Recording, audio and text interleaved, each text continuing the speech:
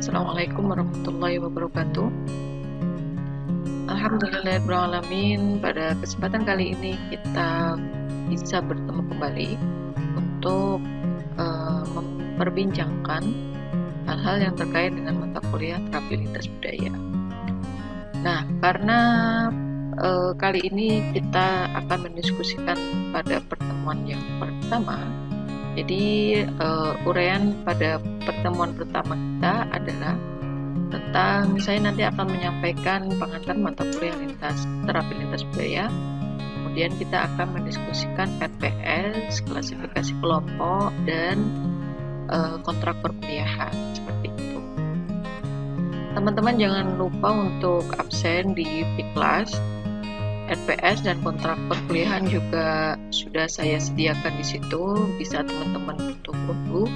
Kemudian untuk materi juga nanti akan segera saya kirimkan. Baik, nah kalau teman-teman terlintas atau mendengar kata terapi lintas budaya itu apa sih yang pertama kali terbersit dalam pikiran kawan-kawan semuanya? Apa?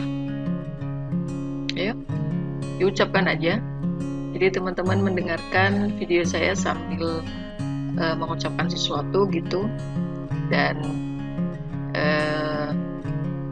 yakinlah saya tahu apa pikiran teman-teman semuanya. Apa? Kata apa atau pemikiran apa yang terlintas pertama kali ketika mendengar kata terapi lintas budaya? Oke, kata terapi itu sendiri, kemudian kata budaya itu sendiri, kemudian banyak budaya, banyak tradisi, ya. Terus kata lintas di situ berarti apa sih? Di situ ada interaksi budaya satu dengan budaya yang lain, ya. Ada juga saling mempengaruhi antara satu budaya dengan budaya yang lain, bertemu dengan banyak budaya dan lain sebagainya. Terus kira-kiranya nih, apa sih ketika dikaitkan antara kata terapi dengan lintas budaya?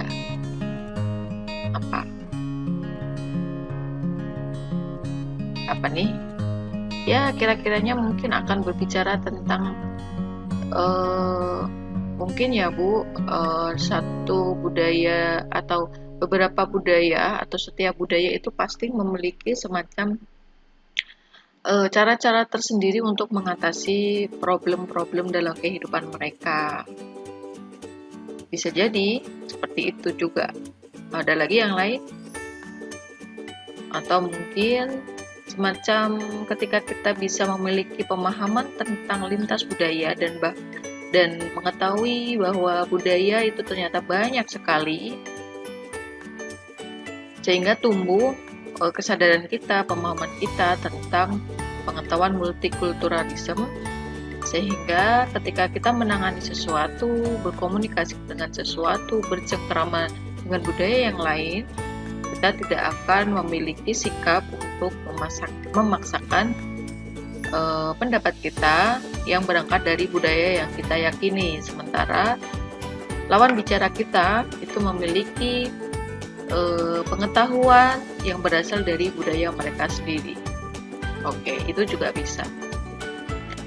Jadi kurang lebihnya hal-hal yang seperti itu yang akan kita kembangkan dalam sebuah diskusi, pembelajaran, perkuliahan selama kurang lebih mungkin sekitar 14 kali pertemuan. Seperti itu ya kawan-kawan. Nah, baik, mari kita mulai pada slide yang selanjutnya. Jadi kalau mata kuliah terapi lintas budaya itu dibongkar, ya, maksud dari mata kuliah terapi lintas budaya ini adalah terapi sendiri itu berkaitan dengan psikoterapi tentunya. Ya, terapi yang dimaksud di sini adalah psikoterapi. Adapun nanti misalnya ada jenis-jenis terapi tertentu yang mendukung psikoterapi, itu juga bisa kita perdalam lagi pengetahuan tentang itu. Jadi di sini terapi itu kembali pada psikoterapi atau aktivitas seseorang yang memberikan pengobatan tertentu yang objek pengobatannya itu dari sisi psikis. Gitu. psikoterapi ini biasanya disandingkan dengan fisioterapi untuk bisa mengetahui lebih jelas perbedaannya. Kalau fisioterapi itu terkait treatment atau penanganan terhadap fisik dari seseorang. Misalnya, ketika seseorang itu perlu latihan berjalan pasca operasi karena kecelakaan, operasi kaki ya, dan dia harus melalui fisioterapi atau treatment atau penanganan terhadap kaki dia untuk bisa berjalan seperti awalnya. Itu fisioterapi. Tetapi kalau psikoterapi berarti sebuah penanganan khusus atau treatment itu pada seseorang yang subjek penanganannya itu atau objek penanganannya itu pada psikis, bukan pada fisik.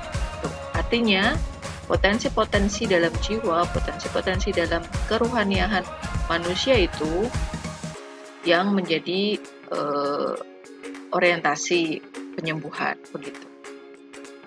Oke, kemudian lintas budaya ini berbicara mengenai situasi ketika budaya berinteraksi dengan budaya yang lain. Bahkan bisa jadi budaya satu dengan budaya yang lain itu akan saling mempengaruhi satu sama lain. Tuh. Nah, jadi lintas budaya adalah berbicara tentang itu tadi ya. Beberapa kawan-kawan barangkali sudah mendapat semacam keyword dari kata lintas budaya. Nah, kemudian apa sih tujuan dari kita belajar terapi lintas budaya? Oke. Kenapa sih kita perlu belajar mata kuliah ini? Itu tentu saja untuk mempersiapkan calon sarjana prodi tasawuf dan psikoterapi yang kalian harus hafal sendiri profil lulusannya apa. Kalian bisa milih mau jadi apa nanti, mau memiliki keterampilan apa nanti, mau memiliki profesi apa nanti. Paling tidak keterampilan tentang pengetahuan, pemahaman, dan keterampilan khusus yang terkait dengan lintas budaya yang baik ya, pemahaman teman-teman tentang lintas budaya itu akan kalian miliki ya, sehingga tujuan dari psikoterapi khususnya dalam hal penanganan terhadap membantu menyelesaikan atau mencari alternatif penyelesaian masalah di tengah masyarakat itu dapat tercapai begitu. Mudah-mudahan bisa dipahami. Oke, kemudian apa sih ruang lingkup pemahaman tentang lintas budaya? Kita itu perlu memiliki pengetahuan tentang lintas budaya itu apanya aja sih Bu? Ya. Jadi kita nanti akan belajar tentang nilai-nilai, kepercayaan, sikap, pola pikir, kebiasaan. Juga adat istiadat, bahasa, cara berkomunikasi. Juga nanti kita akan belajar konteks, lembaga, peranata, kebudayaan itu sendiri. Tuh. Dan ini semua nanti kita belajar itu ada yang berbasis teori, ada juga yang berbasis fakta-fakta yang di lapangan. Karena kalau teori sosial itu memang berangkat dari apa yang terjadi di lapangan, kemudian dikonstruk menjadi sebuah teori tertentu. Gitu. Tetapi teori ini juga, teori-teori yang sudah ada itu juga berkembang, memiliki dinamikanya sendiri. Karena apa? Karena budaya yang terjadi di tengah masyarakat itu juga mengalami dinamikanya sendiri. Tuh. Artinya, teori itu juga akan terus update. Karena apa? Karena dinamika perubahan budaya yang terjadi di tengah masyarakat itu juga mengalami perubahan yang sangat luar biasa sekali, sangat dinamis begitu. Tentu saja ketika kita berbicara budaya di satu tempat saat ini dengan 20 tahun yang lalu itu akan sangat berbeda. Teman-teman mungkin bisa mulai mengamati budaya, adat kebiasaan, gaya komunikasi, ya, gaya berbahasa di tengah lingkungan teman-teman sendiri di kampung atau mungkin di perkotaan, di tempat tinggal teman-teman yang saat ini kalian tempati, begitu. Nah, selain memiliki pemahaman terhadap lintas budaya, meningkatkan kepekaan kita terhadap melihat masalah sosial, masalah yang terkait dengan budaya, itu juga akan semakin meningkat begitu. Nah, ilmu-ilmu yang mendukung adalah psikologi, ya, kemudian konseling, sosiologi, dan ilmu-ilmu sosial yang lain lah, misalnya antropologi begitu ya. Kemudian juga psikoterapi. Nah, yang paling penting adalah tasawuf. Kenapa? Karena dalam hal mengontrol hati, menata hati, ini kita memerlukan keilmuan tasawuf ini dari awal kita mau berkecimpung dalam seorang praktisi tertentu, ya, misalnya sebagai seorang psikoterapis begitu. Dari awal sampai tengah sampai akhir, itu yang paling memungkinkan untuk kita bisa memberi kepedulian kita terhadap lingkungan di sekitar kita, kemudian memberikan toleransi kepada orang lain yang berbeda budaya dengan kita, kemudian tidak memaksakan kehendak yang sesuai dengan budaya apa yang kita anut, kepercayaan apa yang kita anut begitu. Itu adalah didasari oleh cinta itu sendiri yang bisa diolah sedemikian rupa menggunakan teknik-teknik yang ada dalam ajaran tasawuf begitu. Prinsip dasarnya sebenarnya itu sih, apalagi ketika kita mau istilahnya berbicara dari hati ke hati gitu. Apa yang menyamakan kita antar budaya satu dengan budaya yang lain kan potensi-potensi kemanusiaan, fitrah-fitrah luhur sebagai manusia itu yang perlu ditonjolkan, perlu disadarkan, perlu diangkat di permukaan supaya ini menjadi semacam jembatan begitu, dialog antar budaya begitu. Nah, utamanya sekali ketika kita ingin terjun dalam komunitas yang marginal. Komunitas yang marginal itu apa sih? Komunitas yang berbeda dengan beberapa yang kebanyakan begitu. Perbedaan ini bisa dari perbedaan bagaimana orang memandang suatu nilai tertentu atau norma tertentu. Misalnya di sini ada kelompok punk, ya, atau kelompok mantan narapidana begitu. Kelompok punk ketika disandingkan dengan kelompok yang tidak punk begitulah, ini tentu saja memiliki prinsip kehidupan sendiri, punya cara pandang sendiri, punya nilai-nilai tersendiri begitu. Itu ya. Kemudian perbedaan dalam segi fisik. Nah, ini misalnya ada kelompok yang difabel atau juga kelompok yang gangguan jiwa. Difabel itu orang-orang yang memiliki kemampuan yang tidak sama dengan orang yang kebanyakan gitu. Misalnya kebanyakan orang kan secara fisik, mata itu bisa melihat, memiliki dua tangan begitu, memiliki dua kaki, memiliki pendengaran yang telinga yang bisa untuk mendengar begitu. Nah, kalau kelompok difabel ini adalah kelompok-kelompok yang tidak memiliki kemampuan yang seperti kemampuan fisik orang lain miliki, kebanyakan miliki begitulah. Untuk tidak mengatakan normal atau enggak normal. Normal ini kan hanya karena tidak sama dengan orang kebanyakan sesuatu kemudian dianggap tidak normal. Tapi di awal abad 20 kan istilah normal dan abnormal itu dihindari untuk tidak memberikan nuansa negatif bagi orang yang akan dikategorikan dalam kelompok yang abnormal seperti itu. Jadi udah jarang sekali orang yang kemudian mengatakan ini abnormal, ini normal. Tetapi itu juga baru di beberapa kelompok akademisi saja. Kalau orang-orang yang awam yang sangat jarang berbicara tentang ini ya juga akan mengatakan normal dan tidak normal. Dan kita sebagai orang akademisi juga harus memahami fenomena-fenomena yang seperti itu. Kenapa sih ada orang yang tidak care dengan ini, dengan itu juga perlu dipahami. Bagaimana sih struktur sosial yang membentuknya? Bagaimana sih budaya yang membentuknya?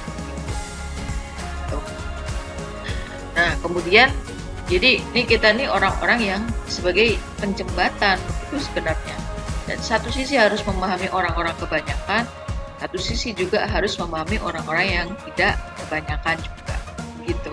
Jadi pengetahuan kita terhadap yang berkaitan dengan yang kebanyakan ini juga harus sama persis dengan pengetahuan apa yang kita miliki dengan orang-orang yang tidak kebanyakan. Mudah-mudahan bisa dipahami.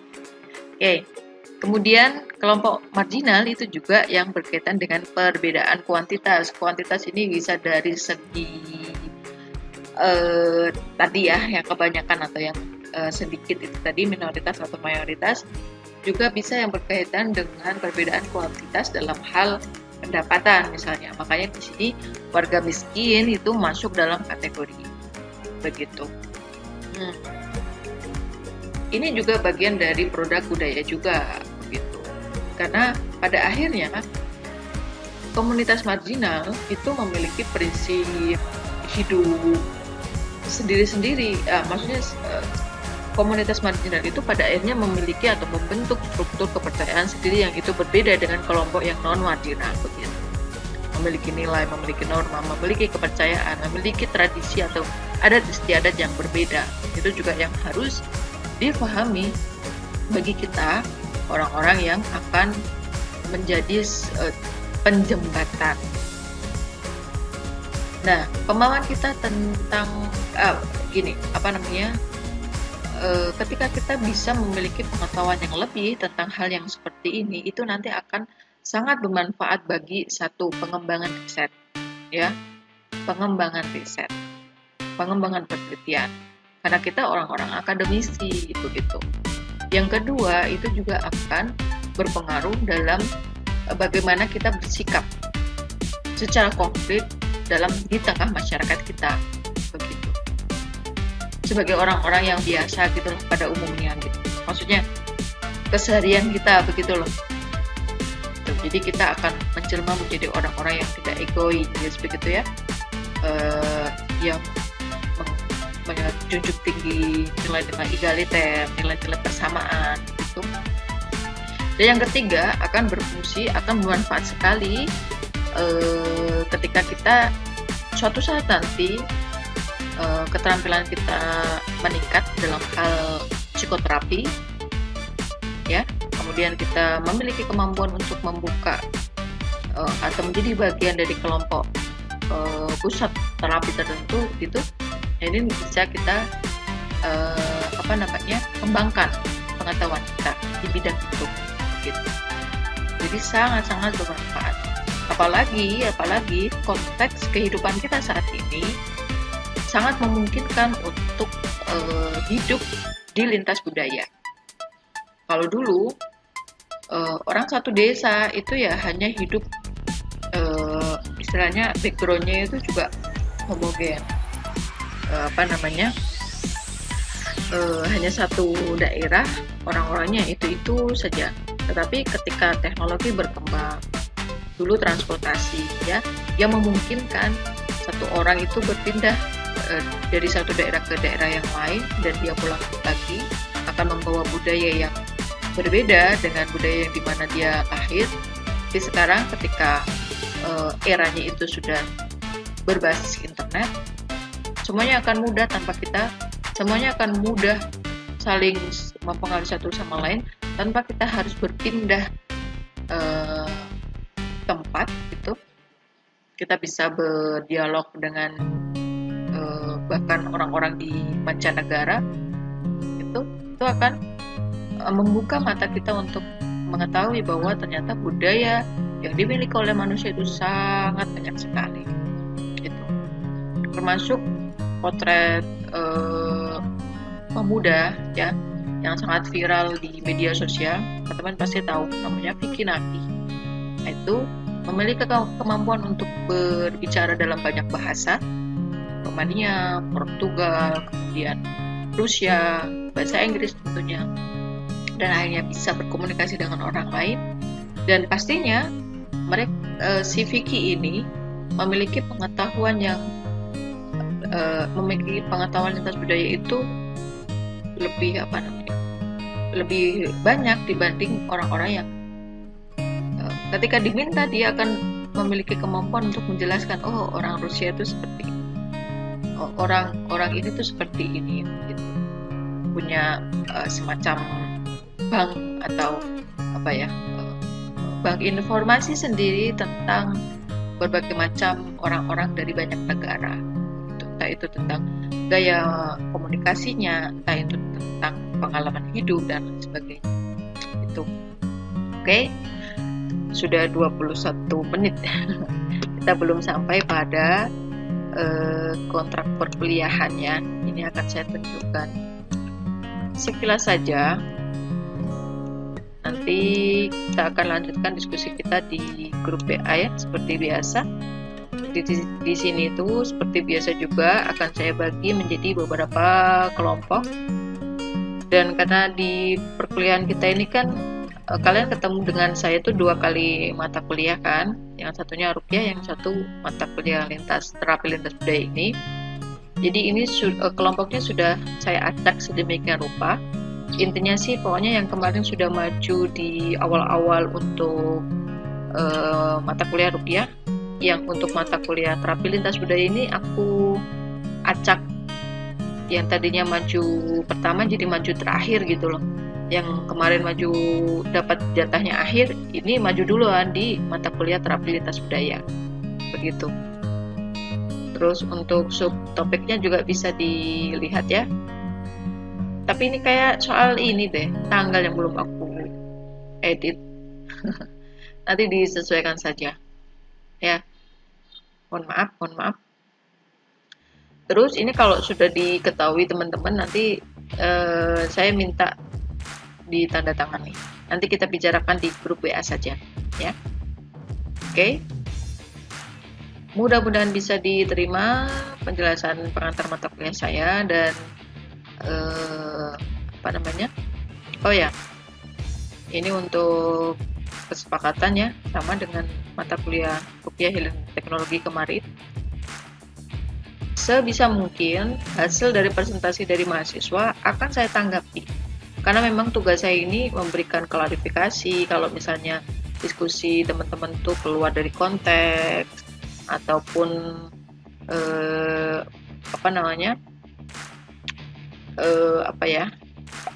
mungkin ada yang perlu diluruskan, mungkin karena ya saya berharap teman-teman akan sangat menikmati diskusi yang teman-teman gelar sendiri gitu. Dan di sini juga saya akan menggunakan banyak variasi media. Mudah-mudahan teman-teman bisa enjoy juga. Kadang kala saya pakai podcast, kadang pakai voice note, kadang juga pakai unggahan di YouTube, atau mungkin permintaan teman-teman sesekali pengen nyoba media sosial juga boleh. Saya sangat terbuka dengan segala macam masukan, segala macam kritik, tapi kritik yang membangun gitu ya. Kalau kritik misalnya, ibu kayaknya terlalu gendutan deh, oke, nggak apa-apa deh, nggak bakalan sejelek apapun kamu kritik aku, itu nggak bakalan nyinggung ya. Tapi itu kan nggak ada gunanya di perkuliahan kita gitu loh. Kalau misalnya terus kemudian komentar kalian lanjutkan dengan ibu terlalu gendutan dan itu mengganggu mata aku deh bu, jadi sakit. Aduh, itu kayaknya perlu diterapi ya kayaknya. Perlu diterapi khusus gitu. Atau mungkin ini perlu dituntaskan mata kuliah lintas budayanya ini supaya bisa sedikit tercerahkan itu. Tapi kalaupun misalnya ada teman-teman yang bicara seperti itu juga oke, nggak apa-apa kalau sama saya, tapi kalau sama orang lain, nah itu yang harus wait and see, begitu ya. Oke, terima kasih untuk perhatian dari kawan-kawan semuanya. Tetap semangat, tetap sehat. Wassalamualaikum warahmatullahi wabarakatuh.